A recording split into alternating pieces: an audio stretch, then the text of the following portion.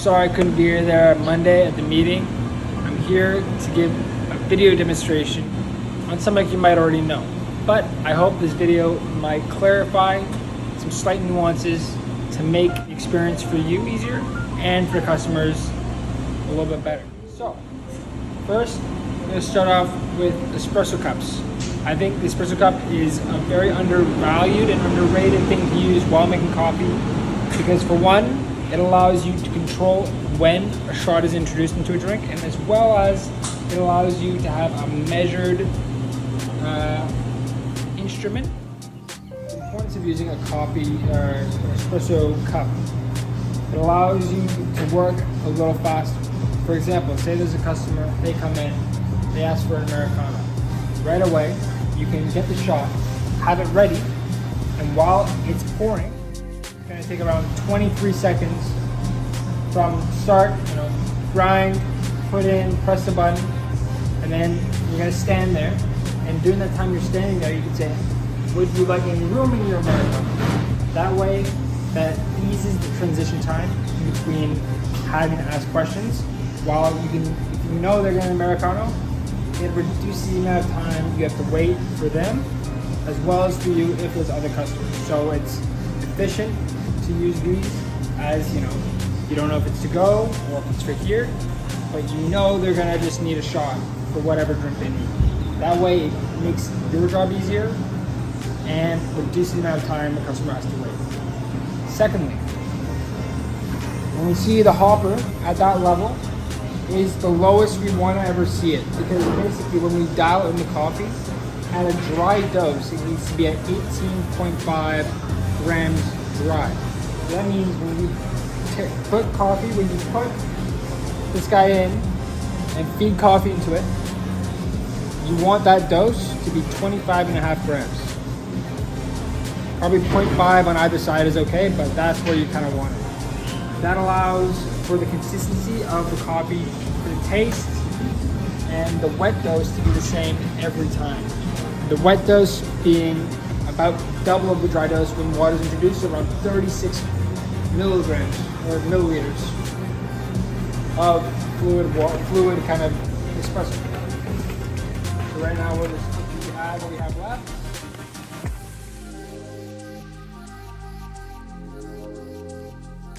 Where we last left off, we made sure that the hopper is always full, no further down than this level right here, because we know it will mess around with the dose of the coffee, making the taste completely different. Next, we're gonna do the most basic coffee there is, most standard. We're gonna start with the latte. So, always make sure to clear out the group head and rinse it out for any grounds. Tap out the coffee and make sure that the group head part, the piece, is always dry and there's no grounds. No grounds and it's nice and dry. You all know this part, you put it in, let it sit. An appropriate dose, gonna flatten it out. And then from here, we're gonna use 3 points of pressure to apply one even push down and then a twist. We want an even, nice basket. We're gonna put that in, not too hard. Use our coffee catcher. From this stage, I'm gonna make the coffee for here using your cup. All right. Remember, always make sure right below where the lip is, the spout, right there. Might be hard to see. I'll get a little thing to help indicate right there. You don't want the amount of milk exceeding that amount for anything from 12 ounces to 8 ounces. Or else we're just throwing away milk for no reason. Okay. You have the shot there. It's ready to go. We're gonna purge the steam wand. Put in the steam wand into the milk pitcher at a 45-degree angle. Lock in the steamer all the way. Always full pressure. You want one hand on the handle and one hand on the side of the pitcher, determining how hot the milk's going to be. Once the milk is steaming and you don't hear a hissing sound, you're going to wait until the milk's too hot, the pitcher's too hot to touch, and then count to 3. At put that in my head, but for dramatic reasons, always count after it's too hot to touch on the side. 1, 2, 3. Kill the heat. Always wipe down the warm after. One more purge to make sure no milk residue stays down. Tamp the pitcher. Give it a swirl. We don't want any bubbles. We want a paint-like consistency from the milk. Paint-like consistency is important. From here, we have the espresso in the cup. Still gonna make sure none of the oils are sitting on the top layer. From here, I'm gonna give the milk one more mix. One trick of the trade, the longer you let the milk sit, the thicker the milk's gonna be. So, right away I'm gonna pour, let it fully incorporate. See, there's no layering issues. All right. And then at the bottom here, see it in the picture, I still have a decent amount of foam in which you can either re-add using a scoop, and just by adding a dollop of cream of milk, steamed milk on the top, that's called the monk's head.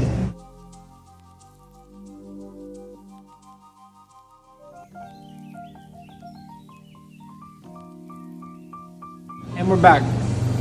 Today is the same day. I did laundry, I'm wearing the same clothes. Today we're gonna be doing cappuccino.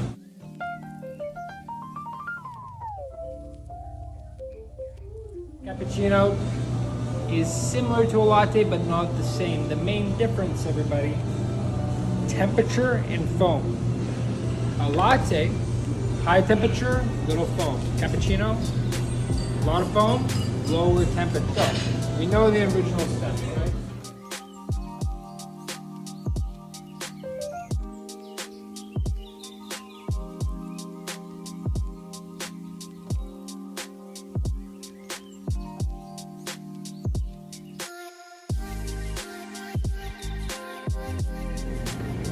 The milk's gonna sit there for a minute, and that way it sets, all the fats come to the top, and it's gonna become more rich. It's gonna taste better.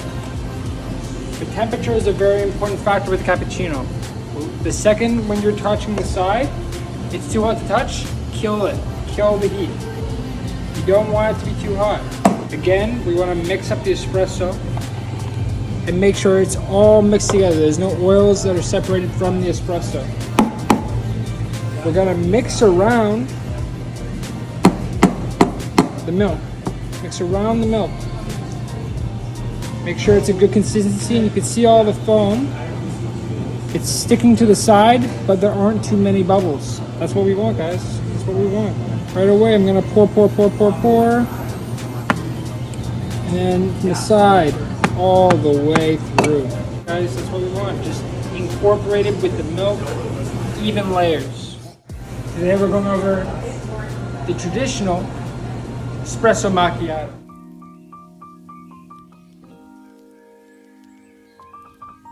Italian translates into espresso with a little dollop of warm milk or cream. No, not cream. Don't ever do it with cream. Don't do it. Okay, I digress. We're gonna start off as we always do, pulling a balanced, equal espresso shot. Very important with espresso macchiato because when there's less milk, you can taste the discrepancy between a good and a bad espresso shot even more. So, have it dialed in. Make sure it's putting in enough. Even it out. Tamp it out. Equal pressure down. Twist. Beautiful. Nice and dry. Okay. Have that in. That's going. While that's going, I don't have to think about it. So, I'll grab my milk, put it in the pitcher, and because it's espresso macchiato, very little milk we need. Unfortunately, with the size of pitchers we have, we have to add a minimum amount. So we're gonna add just below the line. Just below the line is what we need. Again, always purge. We're gonna put it in at an angle right away. I'm gonna start pulling back on the espresso, on the milk, on the pitcher. I'm rising, I'm lowering down the pitcher, thereby creating as much foam as possible at the very top. All foam. The milk I can feel is around here. The rest is all foam.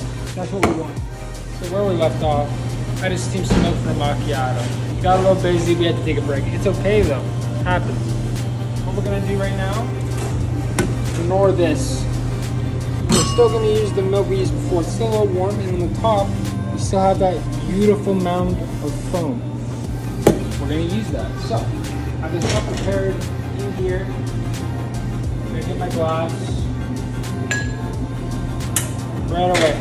Go, go, go.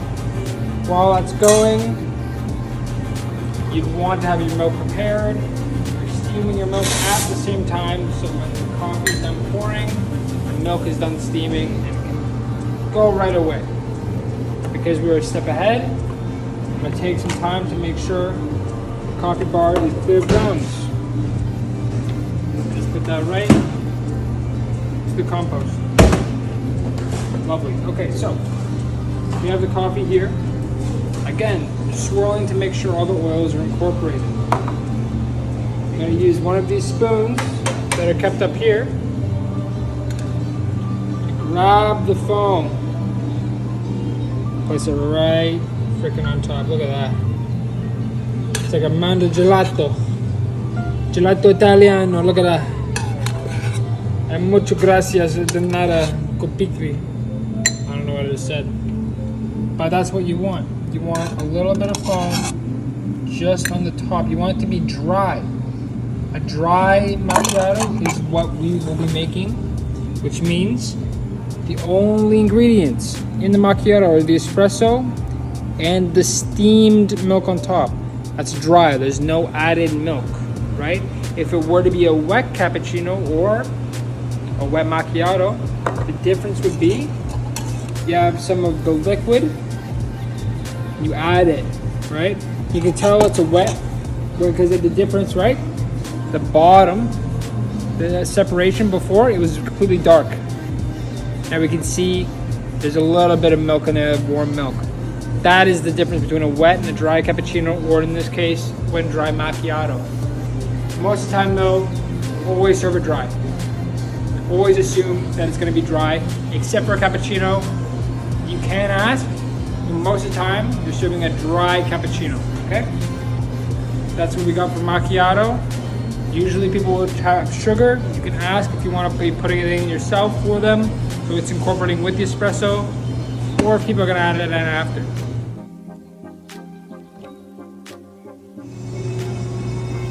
And we're back. All right, everybody. Today, we're gonna do kind of a 2-in-1 special. The drink I'm gonna be going over at this very moment. It's a brand new day. I'm just wearing the same clothes. Believe me, don't believe me. It's up to you. I'm gonna be doing hot chocolate and mochas.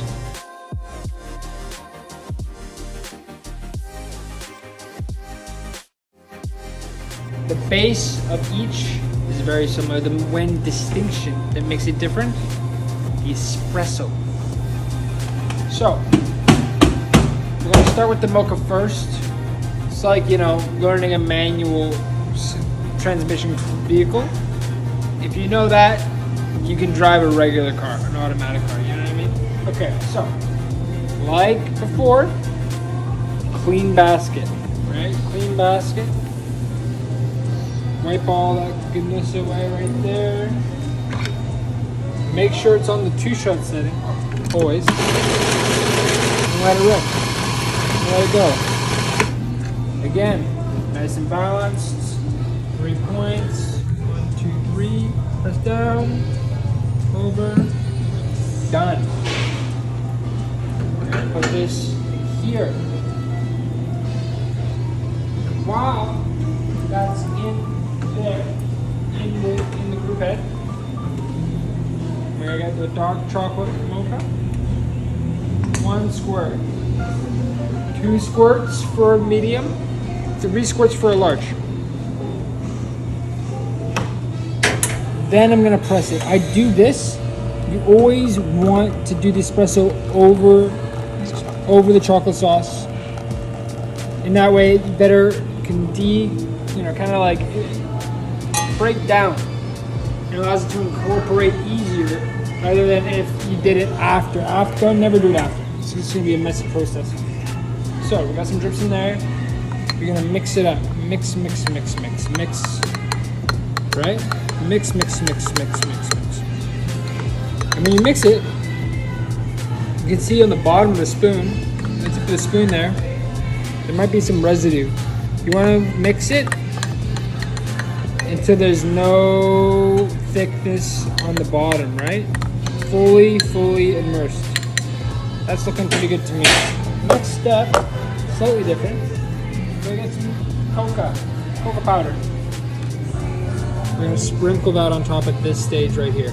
The reason we're doing it at this stage and not after is that because the cocoa powder is more dense than the milk we're about to steam, it's gonna rise up. When it rises, and we add it at this stage, it's gonna bloom. It's gonna bloom versus when you do it at the very end. Shaky, there we go. That's all we got. That's it. And imagine having one of these at lunchtime, a whole carton of milk. A lot of milk. Okay. Again, pouring to right below the spout. Every time. Purge the steam one. Purge. We're gonna try to steam for a latte. Latte foam and heat. Temperature and the foam as if it was a latte. Okay, guys? So we're gonna steam. You're gonna hear that little sound of the aeration. Here for a little bit. That's all we want to hear. That's it. Now we submerge it, and now we're heating up the coffee. Just getting the milk. I fill on the side, 1, 2, 3, done. I'm gonna tamp out any air bubbles. Right away, I'm gonna clean the steam off, wipe it, purge it, forget about it.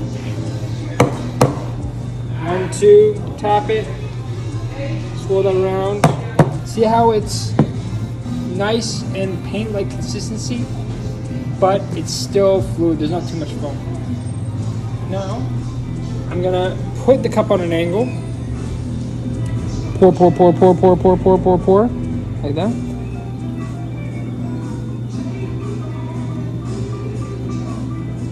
There we go, guys. That's the cafe mocha right there.